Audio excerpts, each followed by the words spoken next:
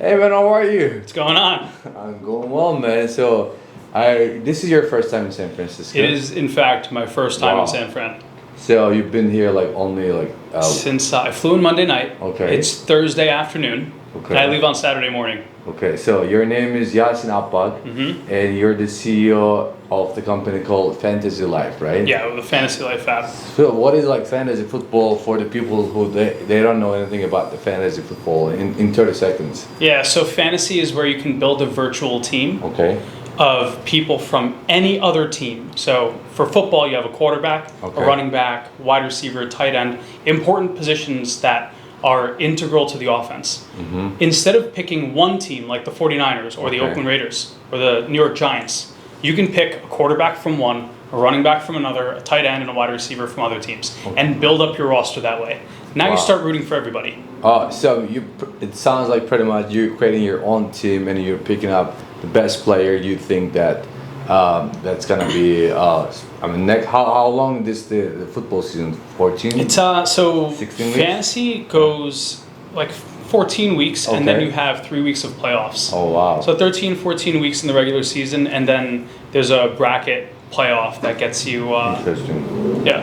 So like, but you're from New Jersey, and you're first generation of the immigrant family, Yep. right? And your parents from Turkey. Yeah. And we don't even call we call it football, but our football. American football. Yeah, there you go, right? American football. American football is not. I mean, it's popular now. It's getting popular. My college has an American football team. At Bilkent? In Turkey, but you're not a pro football player, nope. And you just like the football, but now you end up like running the very cool company. And today I check all the reviews pretty much. What the people telling about you guys, and people love it, man. Yeah, we have maybe something like 3,000 reviews Okay. across both platforms. We're 4.8 and 4.9 in the App Store and Wow. Google Play Store. That doesn't just happen by accident. We've built this thing out for a few years now, and what we did was we identified a few things that fantasy players needed. Okay. And while we were doing it, we always had a mind towards thinking about where the future of the industry is going to go. We're talking about fantasy today because my business partner is ESPN's Matthew Berry. He's literally the biggest name in fantasy sports. The low-hanging fruit for us, for our go-to market, is to dig into his platform, his brand, and it makes a lot of sense. And He started like back in time, like Robo, whatever, like Matthew Berry, TMR, Talented Mr. Roto. I mean, he was doing this stuff on paper and pen. Because this is very interesting. Like a lot of things, what we're seeing like back in time is paper and pen. It just transformed as thanks to the mobile. Like it's now so easy. You got like instant like notification, and I know you guys are pretty fast for like. I even see like the on your Twitter what you share like another competitor. They send an update like after 20-30 minutes after you guys. Yeah, well, I mean we're really fast with alerts. I don't just mean we're really fast. Yeah. We are literally the fastest. Really? We don't break news. We push out breaking news headlines. This is why people see this as a tool that gives them such a significant advantage. And what I was talking about before with like as we're building out fantasy, because of Matthew, the goal was always to make everything that we built, literally everything. None of it should pigeonhole us just into fantasy. Right. We should have optionality to adapt just in case, for example, sports betting gets legal, because this would be a massive advantage for sports bettors. And lo and behold, sports betting is legal. It's just like a showcase of the fantasy football, but anything who needs the constant like the news or like let's say now I see the people there using your app on top of the Yahoo Fantasy or other fantasy football app, right? Because they can't build on your app, right? Yeah, we don't want them to because we don't. That's one of those things where not only would it require a lot of technology build to let them build on our platform, but it also makes it so that we're limited to fantasy football, but also limited to a single platform. I want to be platform agnostic. I don't care if you play at NFL, ESPN, or Yahoo, or anywhere. Play at any of them. Use me for your competitive advantage. And that's just on the fantasy side, when you're competing against other league mates. On the sports betting side, I don't care where you place your bets. You get to use us as a tool to beat the sports book. Make their decision better and data-oriented and a number focused. We use data, and we essentially, so I come from a finance background where like... I was going to ask you, like, I mean, what makes you like so patient about the company? It's not just only today what you're doing in your future, like your vision, but your background is finance and you like the data and numbers. Yeah. I'm all about data and numbers, and I love finding inefficiencies and imperfections and taking advantage of it. And for what we're doing with Fantasy Life, with the alerts that we have, we're essentially democratizing access to arbitrage opportunities. What do I mean by that? So several weeks ago, I don't know when this is going up, but I think it was week 4 or week 5, the Jets were playing the Browns. And Sam Darnold, the starting quarterback for the Jets, got sick with mono, like out of nowhere. The head coach announced it at a press conference. It wasn't one of the big reporters that announced it. It was a small reporter without a big audience who got the information out, and we immediately sent it out. What that did was, and here's where the money comes in, what that did was it allowed people to say, wow, the Browns were expected to beat the Jets by 2.5 points. Well, guess what? Now the Jets are going to lose by a lot more than 2.5 points. They don't even have a quarterback to play. And this came out of nowhere. So everybody bet against the Jets. You don't need to like so many people on the floor to just record for you or just give you the latest news. No. If you have a Fantasy Life app, you just like get literally. We do all of it for. What is the number of the source? Like thousands of students. Yeah. So for football itself, we have over 800 documented resources and reporters. Crazy. And it's a constantly evolving list. And we have machine learning, AI essentially, that is analyzing language over the past 3 years of information that has come out, and we're informing that AI over time and making it smarter so it knows what is relevant and what we should potentially send out.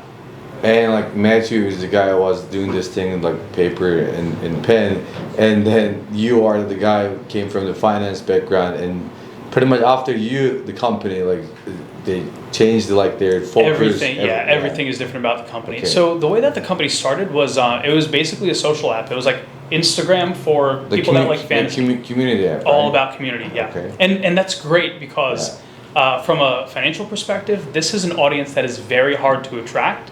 Like, some of these sports betting companies, some of the DFS companies, they spend hundreds of dollars because the LTV is so high. We have hundreds of thousands of users that are active monthly, and hundreds of thousands of them are active daily, and they are. So you're just like getting there one of like a couple minutes of their attention daily basis or weekly basis, and this is like really neat for a lot of brands. They want that attention to just upsell whatever they want to sell. Especially for the brands that are selling sports betting or DFS. And we've spent no money. And their LTV is so high. Yes. And I mean, I kind of a little bit know because of my experience in StepUp. Even one ticket for one game, it can be start from a couple $100 to a couple $1,000. Then based on the how important game, sometimes like people buying like, I don't know, a couple $100 for a ticket and end up selling $5 to $6K. Yeah. You look at like, you would know, you probably know the data better than anybody else. If you look at a company like William Hill or a Caesars, they're spending a ton of money to acquire the same exact users that we have. And we're spending no money to do it. So now you're like saying that more like we're a community. We have like some like the advice and like the constant feedback and all that. But what is like next of the company, like the features? It still is gonna be fantasy, or it's gonna be sports? It's everything in sports. Fantasy was always just the beginning for us. It's intended to give people an advantage and a community for sports betting, DFS, and fantasy. But sports betting is really the holy grail. It's a very, very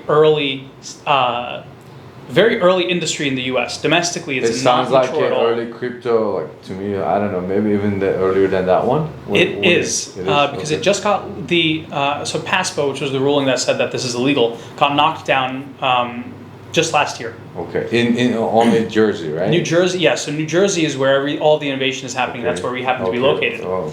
So New Jersey is leading the charge when it comes to all sorts of innovation, not just regulatory innovation, Yep.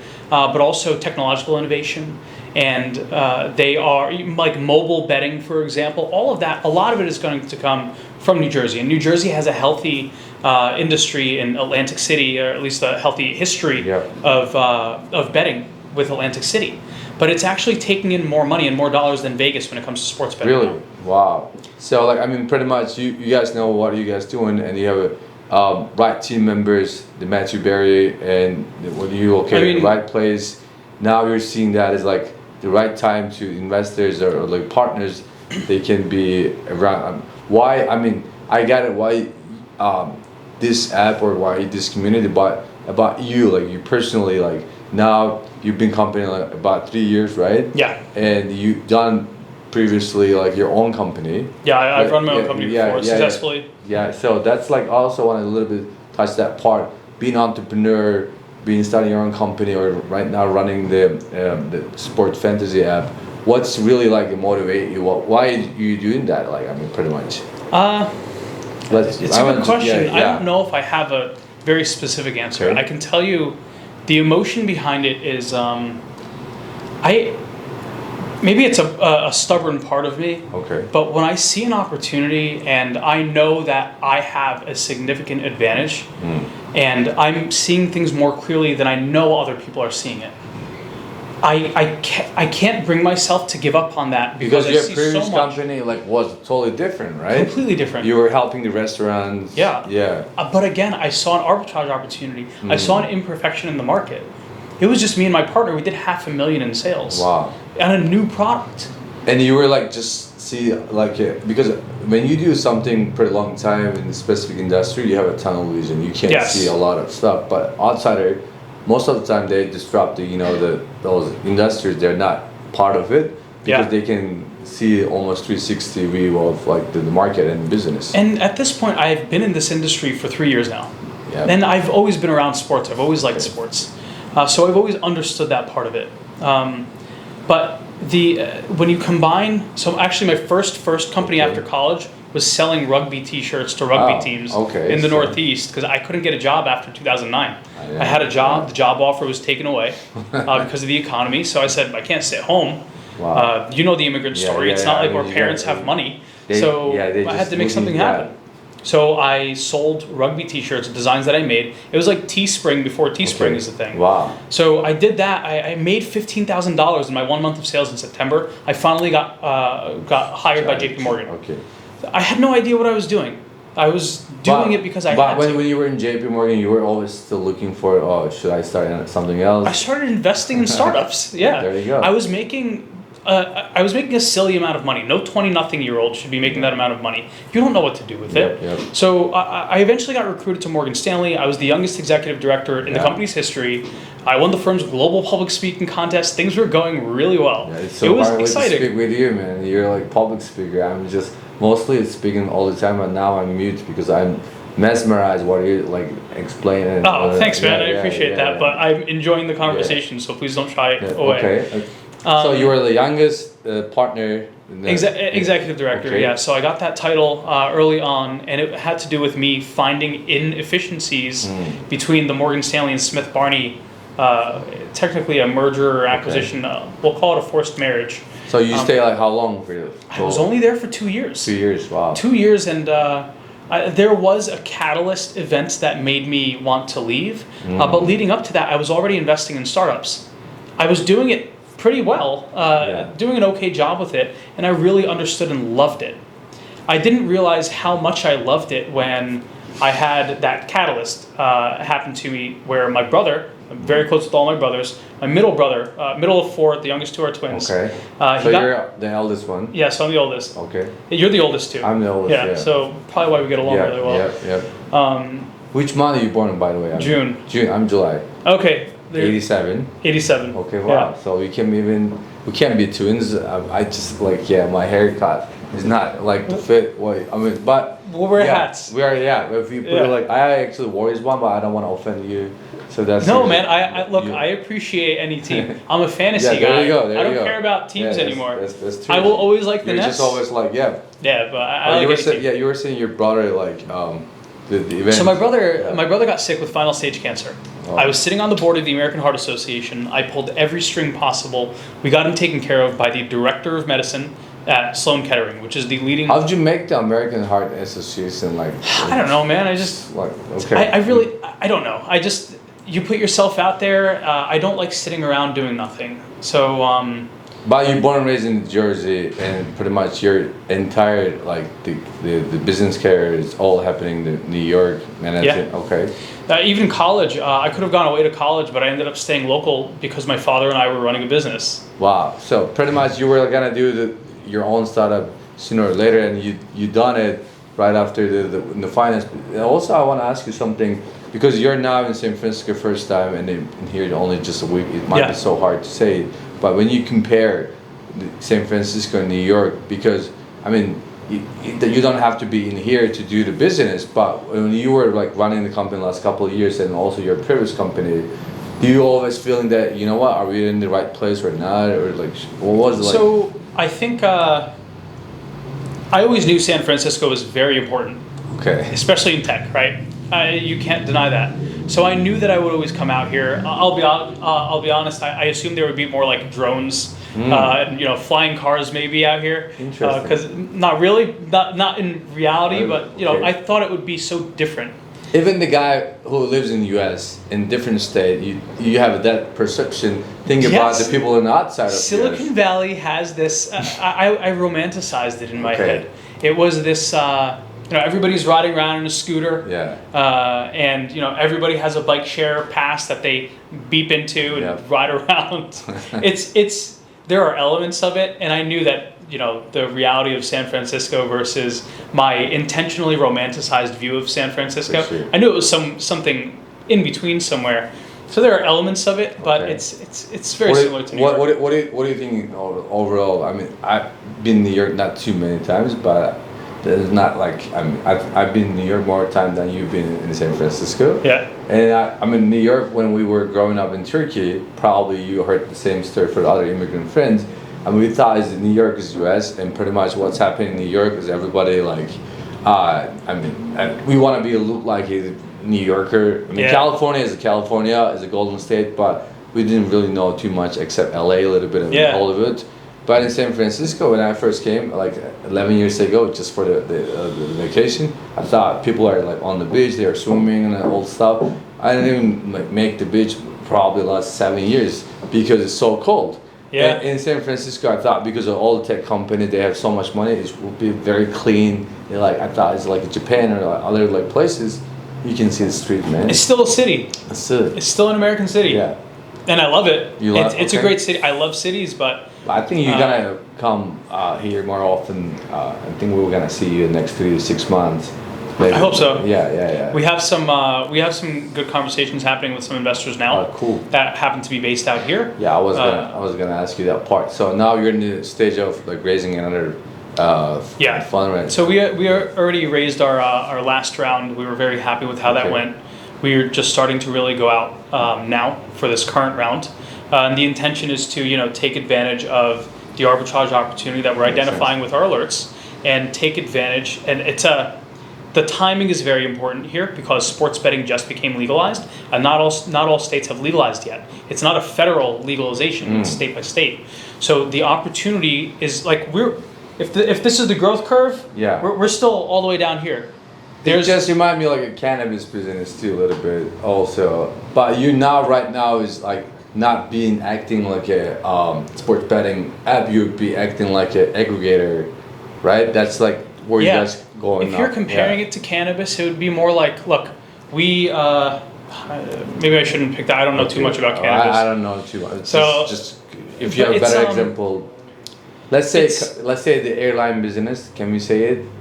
Yeah, sure. So you know how Kayak, for example, they find deals for you. So the user goes to Kayak to find deals. Yeah. What we intend to do is let our users go to us to find not just deals at sports books, but to find out where the opportunity is. What lines have not yet adjusted? Like low-hanging fruits, or like pretty much like what is like happening and how they can like.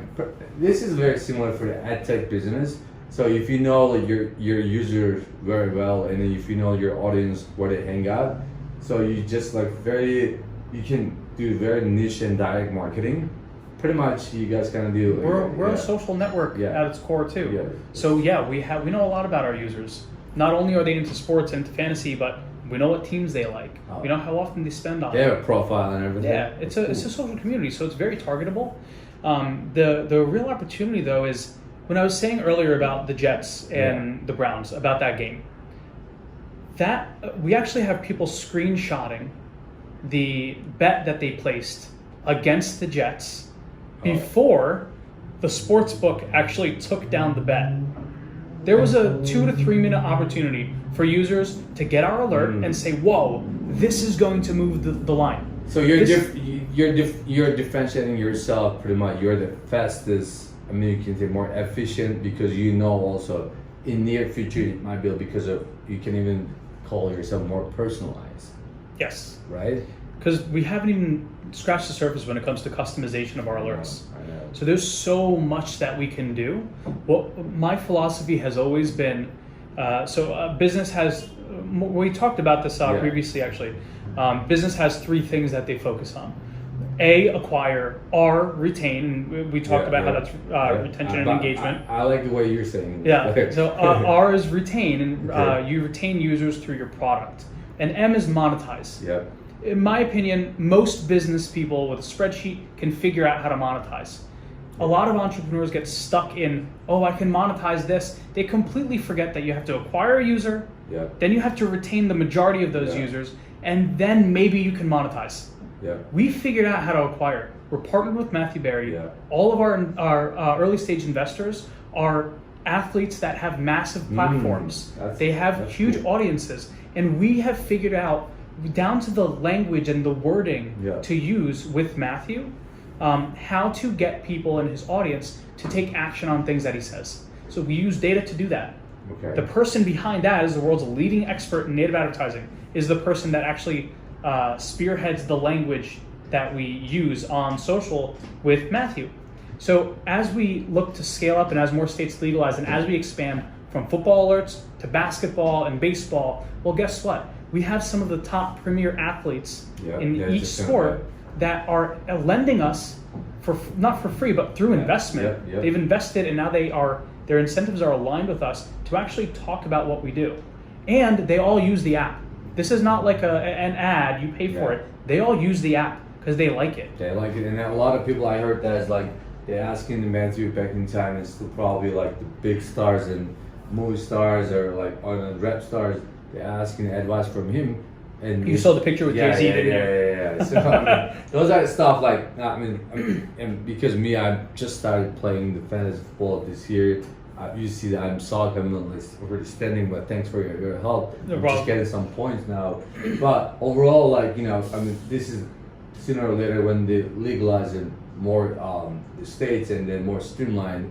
I mean, a lot of investors should take an advantage for now. The timing is right now. I even got super excited. I mean, I thought I wish I had some extra money I can invest this guy. But lastly, I want to end this thing because I just don't want to take your time too much, and we should definitely do another episode for more detail about anything and everything for not just on the fantasy football, but the future of the company and what's going on. This user engagement and retention, you're just like sat there, you didn't even touch it. So, but lastly, I want to ask you retention is incredible. Okay, there you go. We're gonna put probably big headline. So your personal kind of advice. We always asking the people who are in Founders Connect. Yeah. What are you gonna give advice if you have just only a couple minutes to share some the fellow entrepreneurs who are starting or who just figure out their whatever. You said retention is important, but what is overall the motivation? How are they gonna keep it up their energy day to day? Because you sound like you sound like you're taking some pills or something else. Yeah. I get that a lot. a bit like the Energizer Bunny. I don't really stop. Yeah. The thing that I would say, so because I've been either in startups in tech for 5 years now, or as an investor that scales it out to like 7 years at this point, the one thing that I've always noticed that I think I see with a little more clarity than other more tech-focused entrepreneurs do is my advice would always be don't focus. It's going to sound counterintuitive. Don't focus on your product so much. Just get your product good enough. We've all heard it before. Get the MVP out there. Some people don't believe in MVPs. I still very much do. You need to get it out there because that ARM that I was talking about before, you need to focus on acquiring. Because the next step of that is retaining. And how do you retain? You must have a good product, a good enough product that people are coming back. If there's a disconnect there where you're acquiring and you're not retaining, then you don't have a business. You must retain, and then you can achieve product market fit because now you know that your product is wanted by the market because you have a sample size of the users you've acquired. So don't go out and don't go the other direction either and try to acquire everybody. Acquire enough until you get enough data around what product makes sense. So it needs to be balanced until you get that formula right. Because a lot of people they're very product oriented, or either they're very sales oriented. Yeah. I mean they don't even build anything. They just fake it until they make it, or they just really build a lot of features and they end up no one's using, or they're just doing so many stuff. I call that thing is product the masturbation, because you just keep doing it because you like to do it anyway. So it's the right balance. It's honestly, they're saying that, I keep saying this thing all the time. First time entrepreneur, they really focus on the product. But second time entrepreneur, they're really looking for the distribution. And if you figure out distribution, which is one of your part A, UA, and then retain and engagement, this is part is because that means you're sending a new update every day pretty much, or every week. That's a continuous growing, continuous fixing and iterating the product. And monetization, I'm 100% agree with you. If you know some basic of the math, you'll figure it out. The data behind how you acquire and how often you retain will for certain inform how you should monetize. There you go. I'm so glad, man. We met. Me too. Yeah. So we just met this week, but we've been connected for a long time. Yeah, for a long time. And we just haven't been on the same coast. There you go. So this year, I've been in New York, but I didn't know that the cool guy like you that exists in that coast. Cool is such an overestimation of anything I'm close to. Okay. I'm much closer to nerd and the person who's just focused on work. So I think anything cool was left in college for me.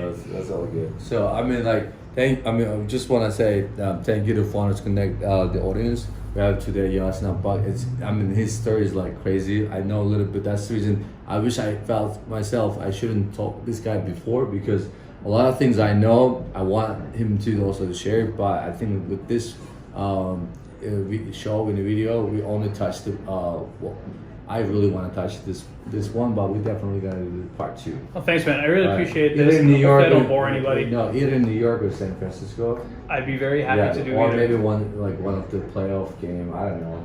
Okay, fine. Why not? But if your Warriors somehow make it to the playoffs this year, and my Nets somehow make it to the playoffs, maybe we'll go. Maybe we'll just one of the guys that's one of our investors is actually a former Net and a former Warrior. And he's always on television, and he could probably get us some good seats in one of the stadiums. Cool, man. Yeah, thank you. Thank you for inviting me. For sure. All right. Cheers, guys. Bye.